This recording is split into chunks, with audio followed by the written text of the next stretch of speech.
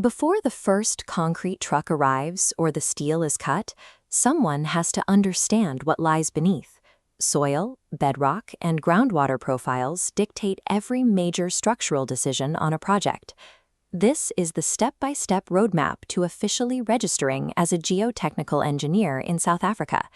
There is no separate standalone geotechnical council in the country.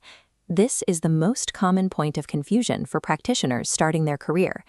Instead, you will register through the Engineering Council of South Africa. As this document shows, ECSA governs several professional categories. Geotechnical specialists typically follow the civil engineering branch while cultivating their specific expertise in the field. To reach professional status, you must demonstrate that your ground engineering analysis dictates the broader engineering design. Your route depends on your academic background.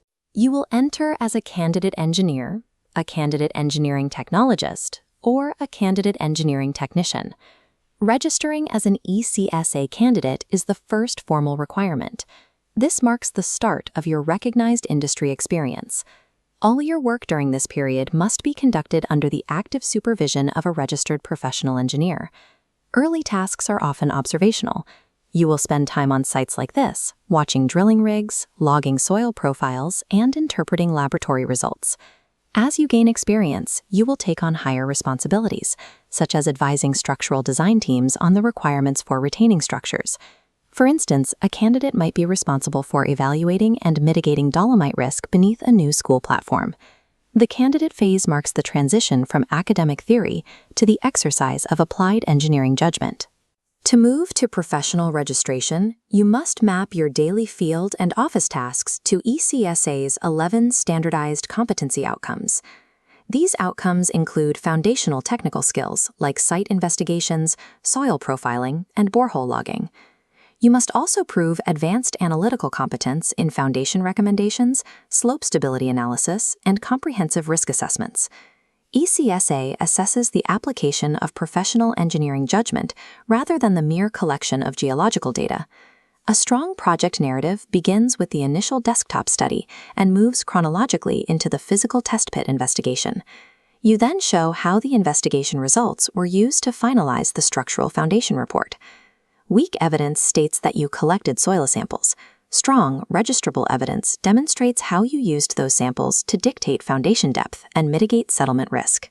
Proving the reasoning behind a design decision is what separates an engineering professional from a data collector. Next, you must assemble the physical and digital ECSA document pack for your final submission.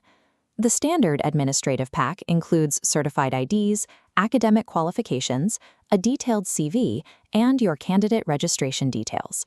To this, you add your technical training and experience reports, mentor reports, and specific geotechnical project evidence. Ensure you redact all confidential client information and sensitive financial data from these reports before submission. Applications are often rejected when candidates submit raw lab data or logs without the accompanying engineering design decisions. Language matters. Use active descriptions of your responsibility. Writing "I designed" or "I recommended" carries the weight ECSA requires. Writing "I observed" does not. The document pack is the evidence of your personal, professional accountability for engineering outcomes. You have logged your experience, translated field tests into judgment, and packaged the evidence while avoiding common technical errors. Your application is now ready to prove your specialist experience meets the ECSA standard. Organize your paperwork, consult your mentor, and submit the application. Safe construction depends on the accuracy of the geotechnical profile.